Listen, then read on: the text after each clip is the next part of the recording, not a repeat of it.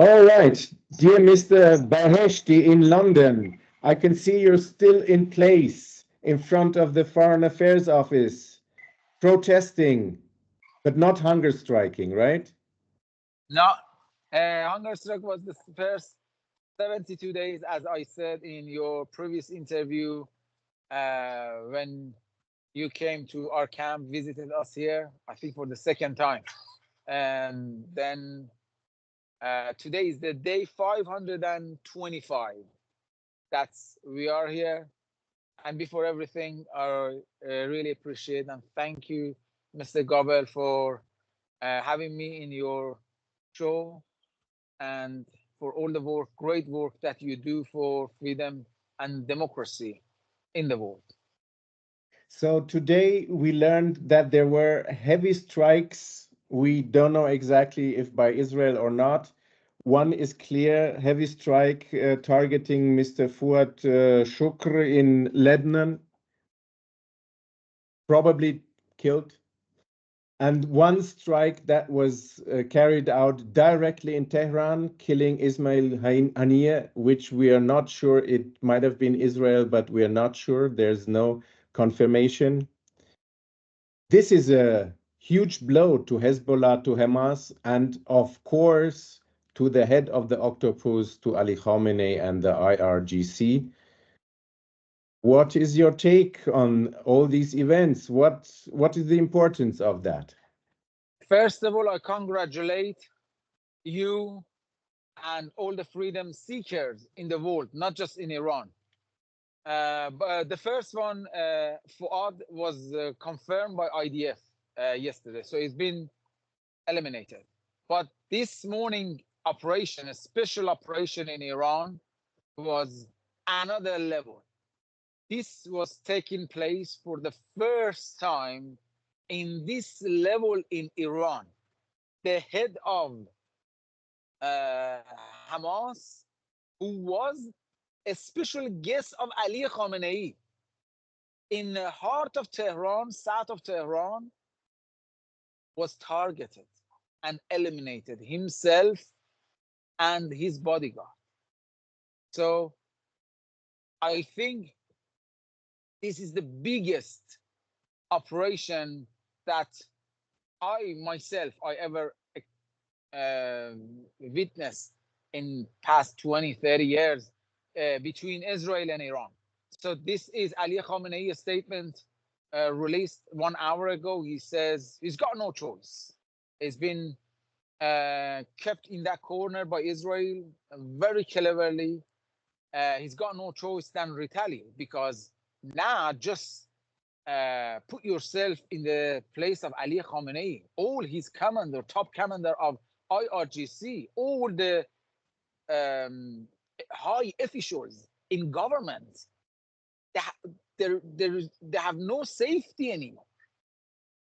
When their special guests who came for the special ceremony of Pezeshkian, today is the first day of Pezeshkian in the cabinet as the president of the regime, started with this massive crisis. So Ali Khamenei says, of course, it was our guess, and we will retaliate, and we will punish Israel. That's what he says. So we have to wait. My uh, analysis is this: we are going to witness very, very important uh, event in Middle East, and I would say I can't give it a time, but in next, I would say, couple of days, next couple of weeks. But uh, we are getting a step by a step closer and closer to the final war.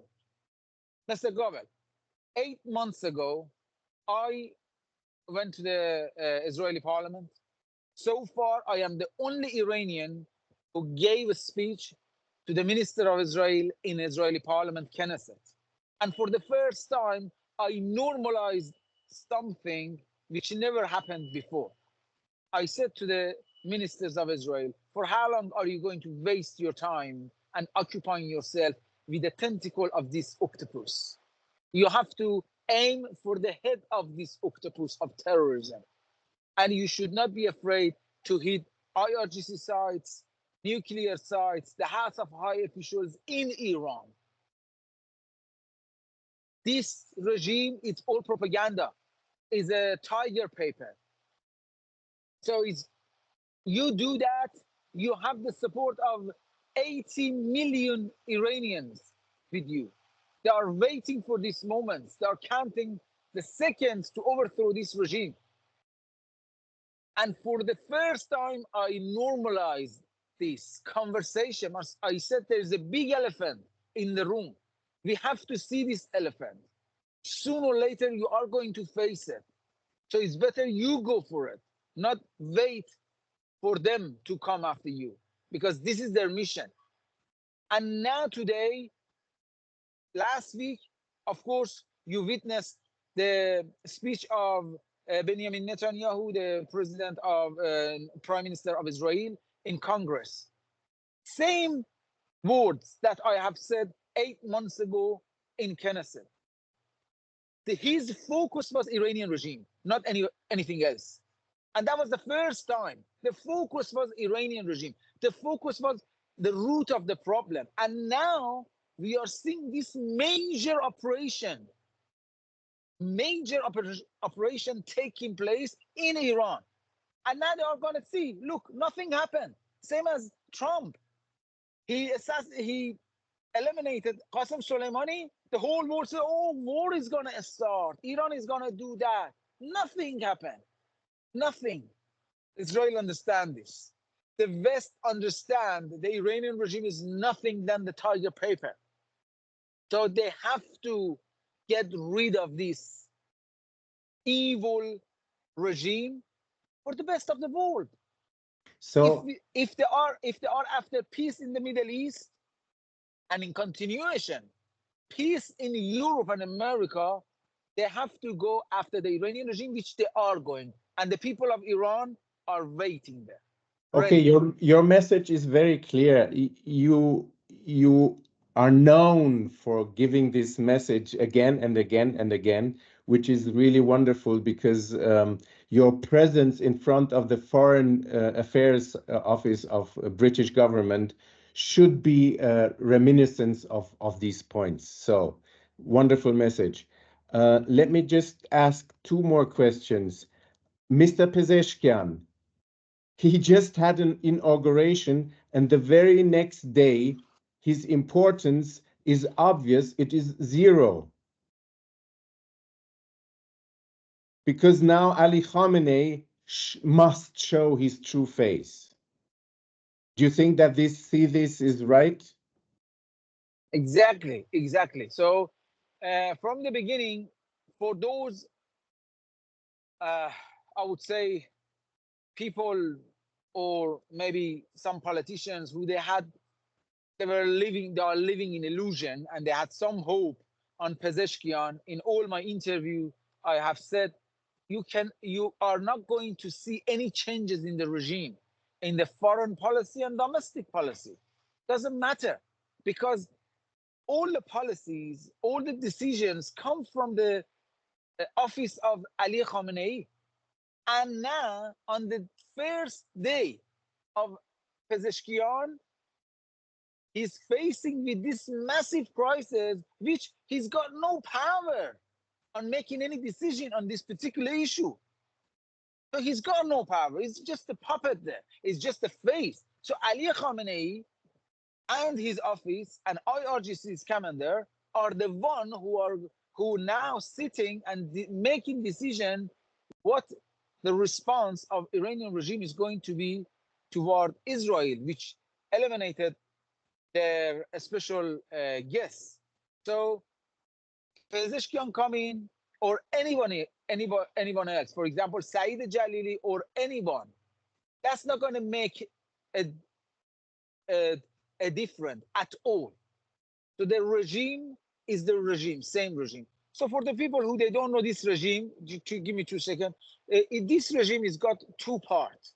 The first part is the religious part, as of course, the Khamenei is the leader of that, and all the decisions made by Ali Khamenei. All the policies come from the office of Ali Khamenei. Pezeshkian and his cabinet is just a face to communicate with the international community, and end of the day, Ali Khamenei's office making all the decisions. Right. Second question. Mr. Netanyahu delivered this speech in front of Joint Congress in the US, 25th of July. As you know, he was mentioning introducing a very interesting term. He was talking about Abraham Alliance. So we know already Abraham Accords, which has a story developing from Oslo Accords and so on. And now he introduces this Abraham Alliance. And he referred to the moment when the regime in Iran attacked Israel with more than 300 missiles, drones, rockets, whatever, mentioning his partners in war, in kind of a war. There's a war between Iran and Israel, obviously, which is not a usual war, but there are a lot of interactions which are deadly. So now, what exactly do you think? Why and what is meant by Abraham Alliance? Why Mr. Netanyahu introduced this term? Mr. Netanyahu, I think he's very wisely, him and his team, chosen this term, Abraham Alliance, because we have Abraham Accord, now we have Abraham Alliance, and this is already show the first step to the world.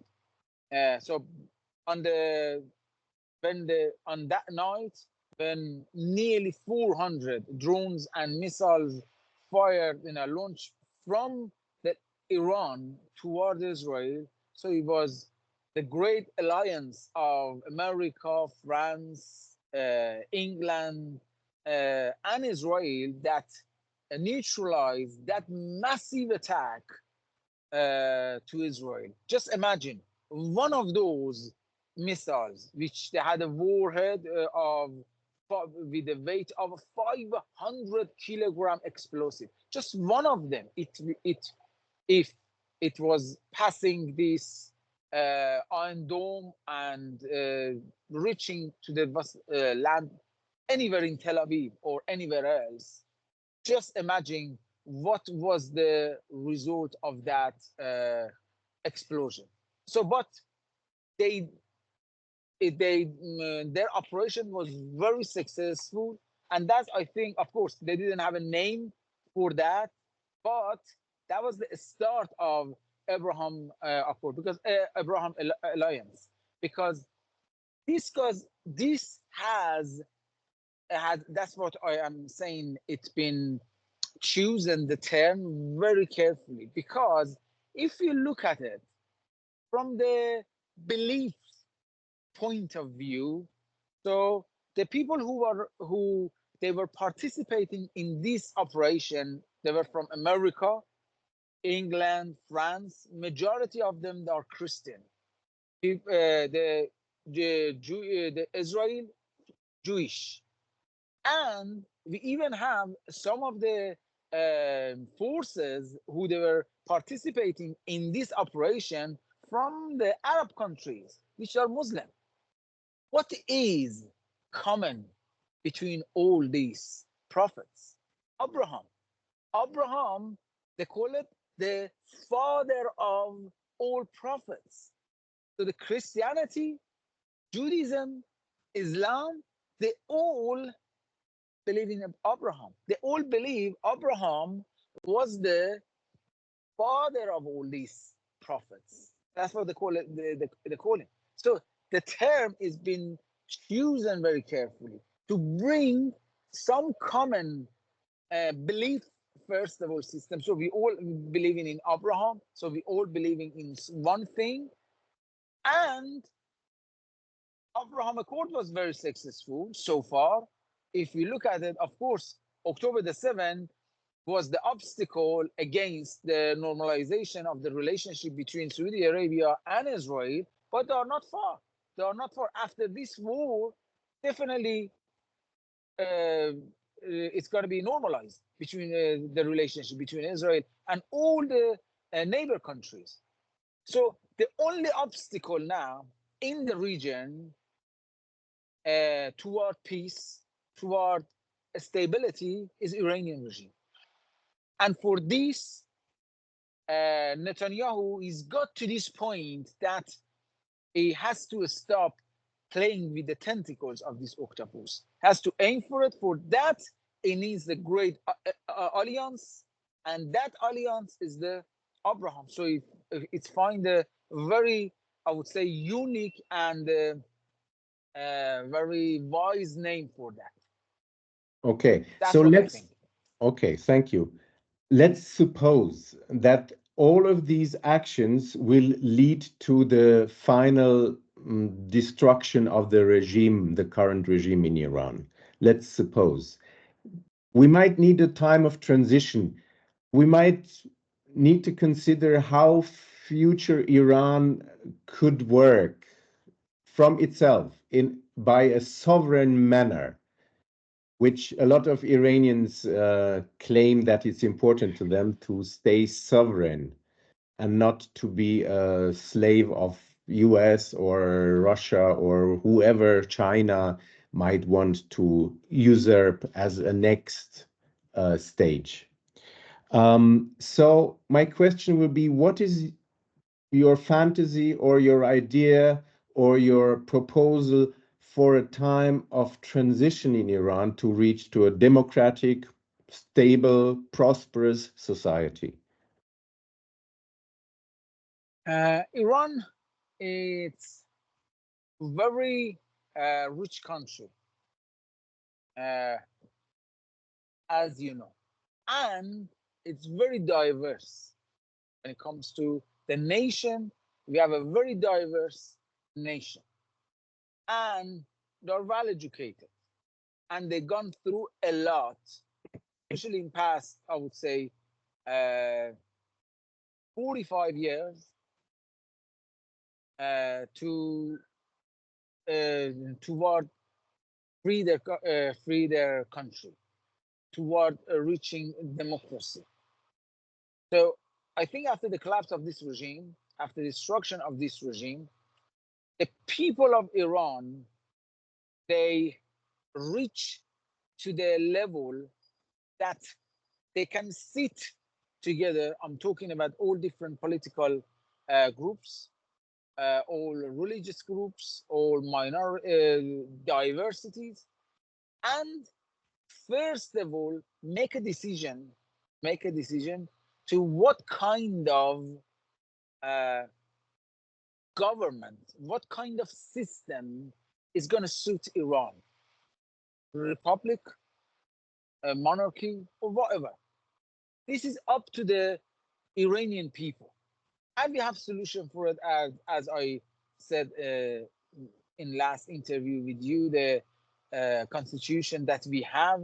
Uh, so of course, that constitution needs amendment, but we have it, and by that we can create a parliament, a national parliament first. So the representative of people of Iran from all corners, from all beliefs, from all political views, they come to that parliament. They sit down. This is need time. They sit down. They negotiate, and first of all, we have to choose what kind of system. Then they're going to put it on referendum to the Iranian people. The Iranian people, they're going to come and vote for that. That's the first step. Then when we understand what kind of system we want, then they're going to vote for who are going to what kind of, then are going to be different parties or different groups. Then people of Iran are going to vote for those parties. But we all the doors of Iran is going to be open. to the whole world. Iran actually is I would say, is the land of opportunity at this time. We are not going to go under any country, but we are going to have normal relationship. We are not going to be colonized by any country, but or run and controlled by any country, same as now. So Iran at the moment is running by Russia and China. That is obvious to everyone. So, but we are going to have normal relationship with the whole world, with all the countries, in the world, uh, uh, for common benefits. Just let me give you a glimpse of that. What kind of opportunity we can see in Iran. Iran is untouched market. We don't have any of these giant companies in Iran yet because there is no security. There is no immunity for any of these big investors to go to Iran. So there's a massive market. For example, look at from the car point of view.